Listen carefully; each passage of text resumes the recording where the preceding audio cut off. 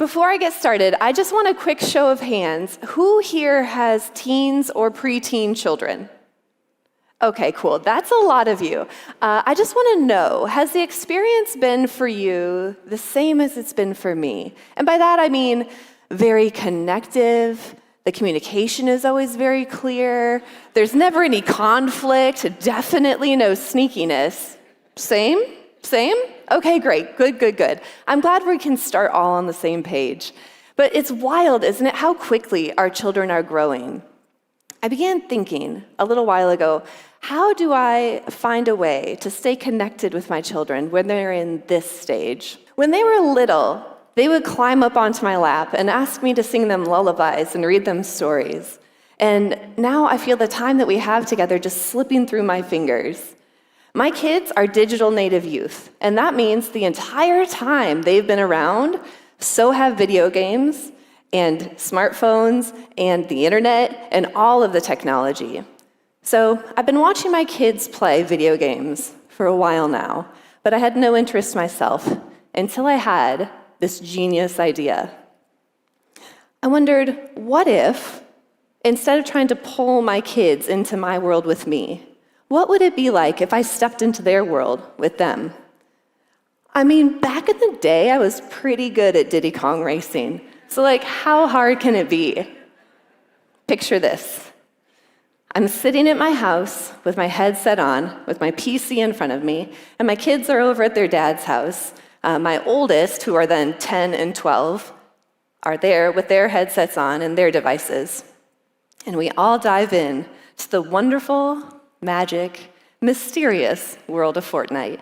Immediately, my kids are off, racking up points, opening treasure chests. I literally don't know what they're doing because I am right where I landed, spinning in a circle, don't even know how to open a door or open a treasure chest or move on to anything. And pretty soon, I have to let my kids know I've been shot and I'm down.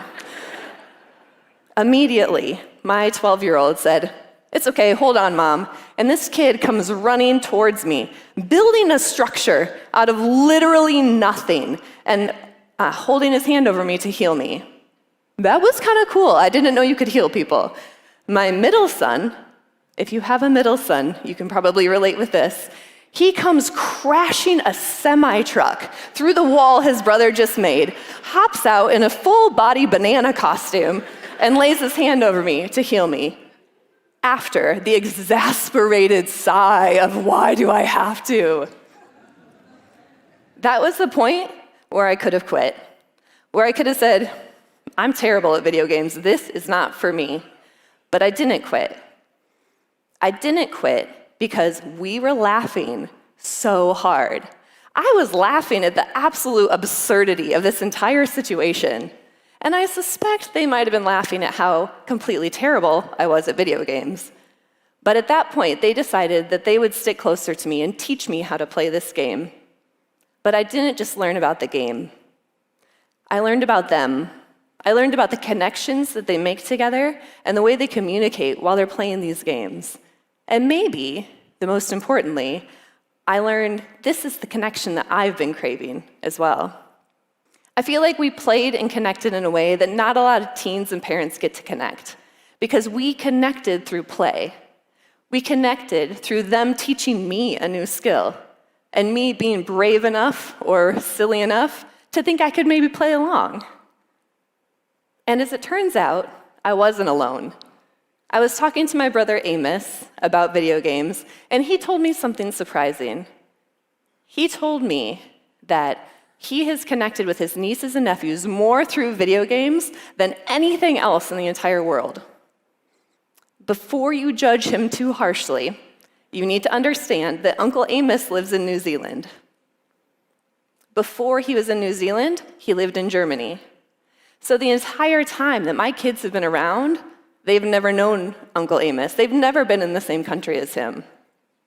He would not get an hour-long phone call from my kids, but hopping on Fortnite, playing games together, making memories together, maybe learning how absolutely feral my middle son is. It's a game changer. Now you might be sitting there wondering, what is esports? Luckily, it's pretty simple. Esports are just competitive video games.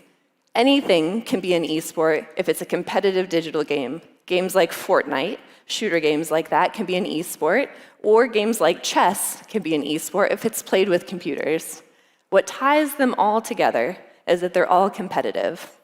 If you have ever talked to a child, like ever in your life, you've probably heard of games like Mario Kart, Fortnite, Rocket League, all esports, or electronic sports. But do not call them electronic sports because you will lose all of your street cred, especially with your children. Trust me on that one.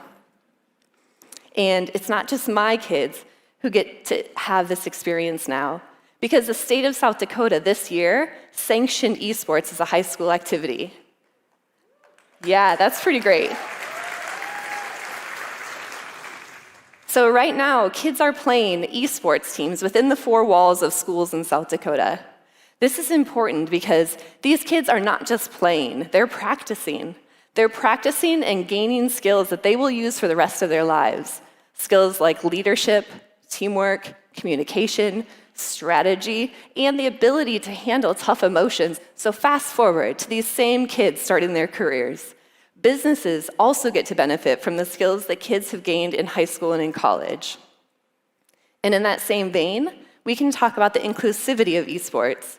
I challenge you to think of a more inclusive sport anywhere in the world. It doesn't matter your age, your background, or your ability. Anyone can play, compete, grow, and win in esports. Of course, there's other benefits that I didn't notice until I got further into this with my children.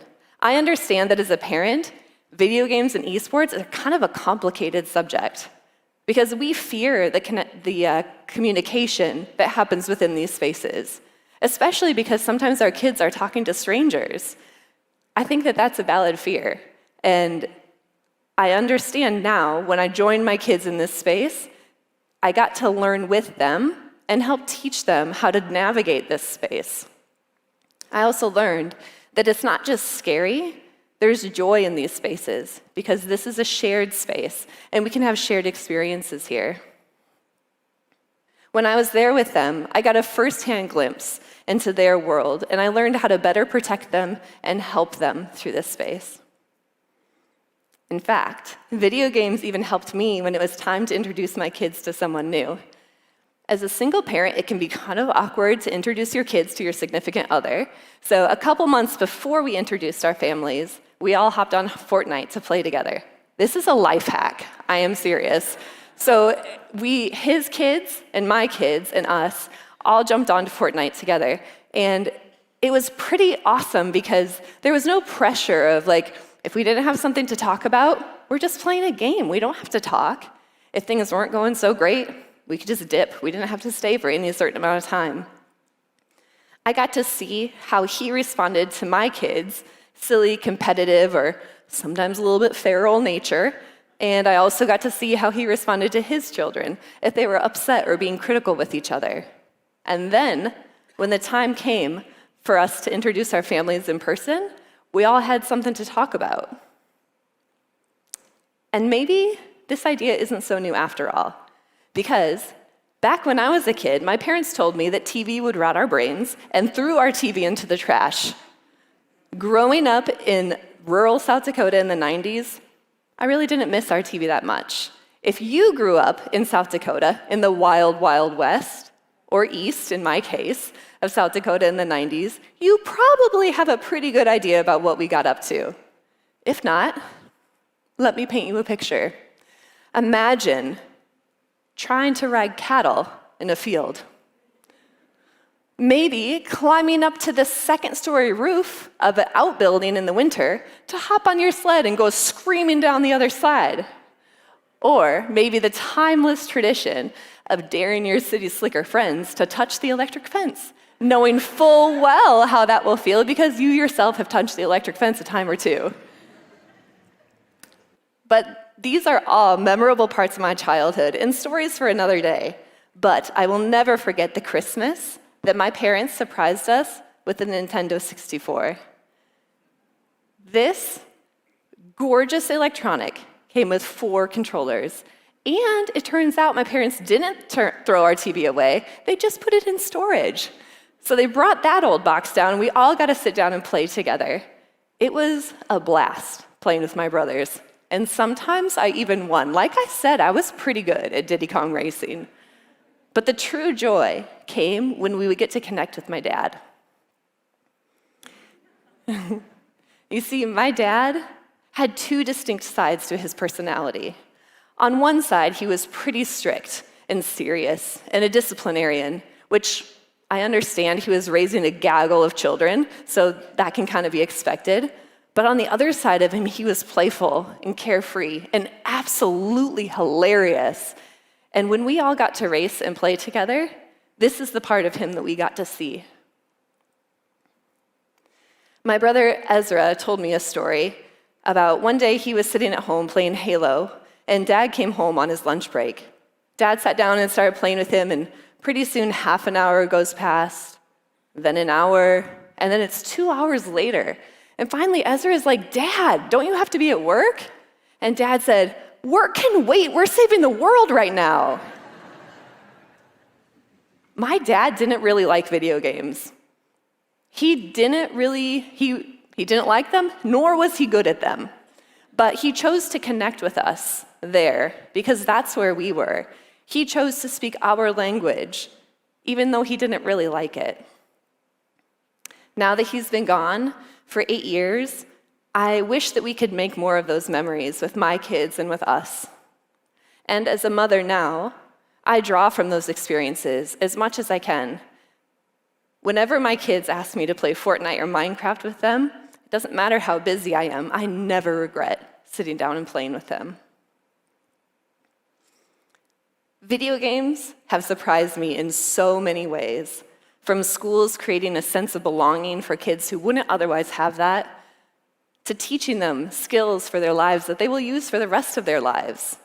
From my dad playing with us growing up, and me playing with my children. When I speak of esports, people come out of the woodwork to share their stories with me. Not stories of sitting in a basement and chugging energy drinks. Stories about connection. That's what brings this all together. When I began pondering how I would share this story about esports with you all, I realized if I wouldn't have said yes when my kids asked me to play Fortnite, none of this would have happened. I said yes to them, and then my boss asked me if I would drive up to northern Minnesota to research this esports competition and see what it would take to make that happen here in Sioux Falls. I started learning from and with my colleagues about how to build this right here in Sioux Falls. And then last September, I got to co-lead South Dakota's first all-ages free esports competition in Sioux Falls. And our board of directors has agreed to bring it back for round 2 this October.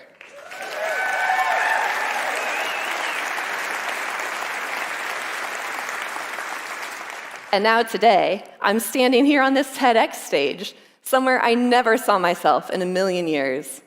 But this whole journey started with wanting to connect with my sons. And ultimately, that's who I'm still trying to connect with. What I found through flailing around Fortnite, saying yes to unexpected opportunities, and learning alongside my children is that connection is always worth it, even if you don't know how to open the door. My sons are who I keep saying yes to. And I would say the best unexpected benefit of all, my kids legitimately think I'm cool.